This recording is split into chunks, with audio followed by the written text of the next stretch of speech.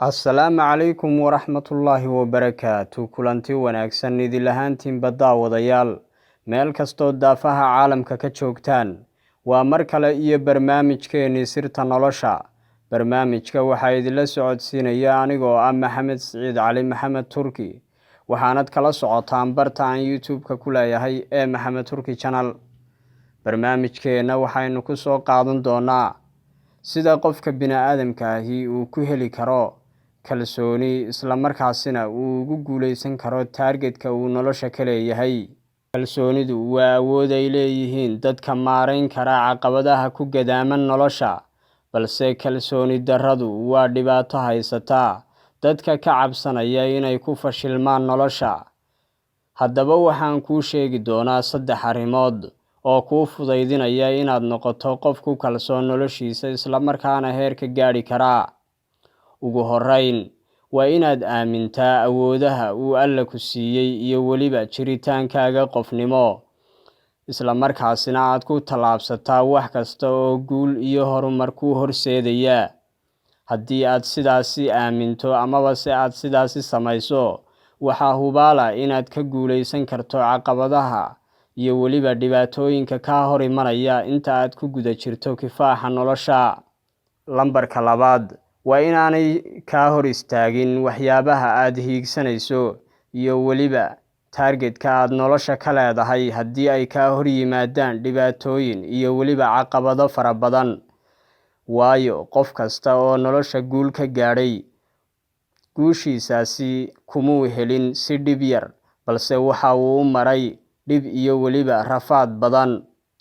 Sidaasi awgeed waa inaanad ka niyad jabin dhib kasta oo ku soo gaadha iyo weliba caqabad kasta oo kaa hor imaada haddii markaasi aad jeceshahay in aad guul ka gaadho noloshaada.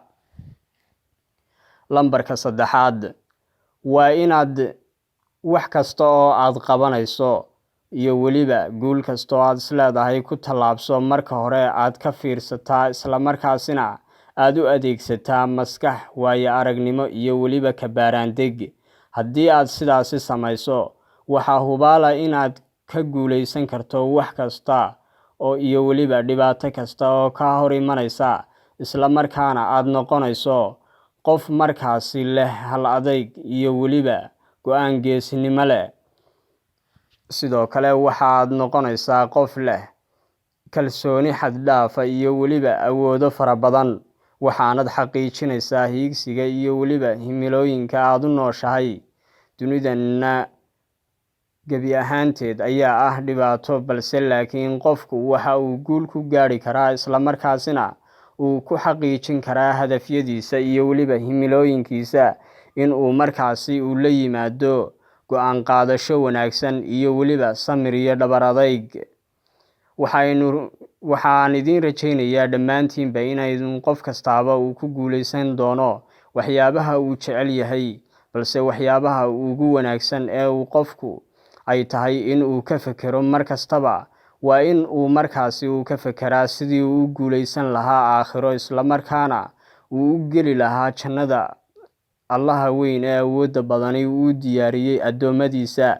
Waayo nolosha adduunku waa nolol dhammaanaysa, mana aha nolol lagu waarayo, balse waxaa loo baahan yahay in uu qofku uu ka fekero sidii uu u guuleysan lahaa nolosha dambe, isla markaana noloshiisana uu markaasi uu nool yahayna uu wax uga qabsan lahaa. Intaasi ayaan kusoo gabagabeynayaa daawade barnaamijkeena. Haddii uu barnaamijkani ku xiiso geliyey, fadlan subscribe saar, like iyo share na ku qabo lana wadaag asxaabtaada. Inta aynu barnaamijkan dhigiisa ku kulmi doono, waxaan idinkaga tegayaa sidaasi iyo nabadgelyo.